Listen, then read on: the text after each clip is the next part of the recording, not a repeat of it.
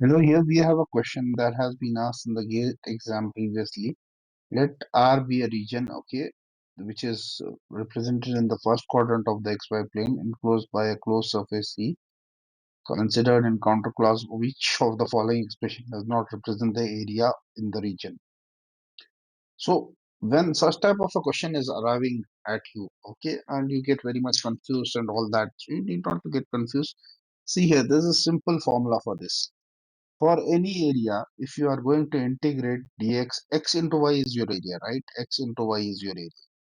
So that is correctly, if you're integrating for this region means x and y limit, okay? This r, like this if we write. So if you just notice this r dx into dy, this is basically your area, correct? Hmm. Now this area, this is your fundamental equation for your area, which I wrote in the right hand side. So which I've written over here. So here in this question, we just have to apply the Green's theorem. The Green's theorem in this question says if we have this that I've written in the box, right? These values, this equation number, let's say this was your equation first and equation number two. Equation number two here represents your Green's theorem. Now we just have to put this Green's theorem into test. Which of the conditions will get satisfied? So one thing is possible only if you see the right hand side of this equation. It is only possible this to be as good as dx into dy if the right hand side of this equation becomes 1, right?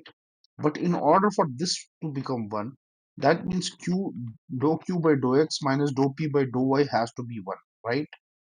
Dou p by dou x minus dou p by dou y has to be 1. But what is the possibility for it to be 1, right? The first possibility for it to be 1 is if I make the value of either dou q by dou x as 1 and p as 0, right? So it would be 1 minus 0, correct? This side. So if I make the value of this q as x, right? Q as x. So what is the, and see, q value as x and p value as y, correct? If I write my q value is x and p value is y. If I write my, but what I need this equation also to be satisfied. The equation number one. Equation number is only satisfied if my q value is x, that's good. This q value is x, so this becomes x dy. But my p value is 0. So this is plus 0 dy. And this is my contour, right? C. And here also you see. This value will then only satisfy. So then only it will come 1. Because dou x by dou x will become equal to 1. 1 minus 0. 1 minus 0 will become 1. So that means my x dy condition is also satisfied. If you look at the other side of this, if I'm putting q value here x, the rest values become 0, x dy is also satisfied. Now what about my third equation there, right? This contour y dx, whether it is correct or not, whether my both these conditions will get satisfied. If I put x value 0 there, right?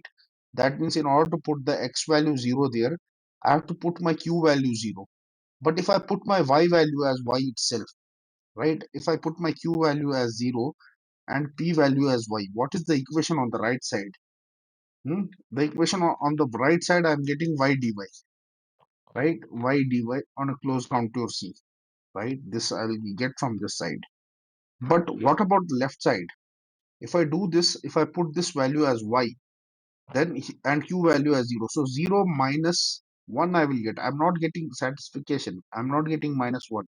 This is only possible if I put my y value as minus y, right? So that means this equation is wrong. This equation has to be minus y dx, right? Minus y dx. Not minus, yeah, minus y. The earlier value was my x dy, right? So it has to be minus y dx. So first thing itself, it is okay. This is wrong. And one more thing that I'm noticing, because minus sign is not there, so it has to be minus y dx. Now what about this? So individually I saw that this is also area and area is also this, right? If I add two areas, area plus area, so one area is my x dy, another area is my minus y dx. So this is twice area.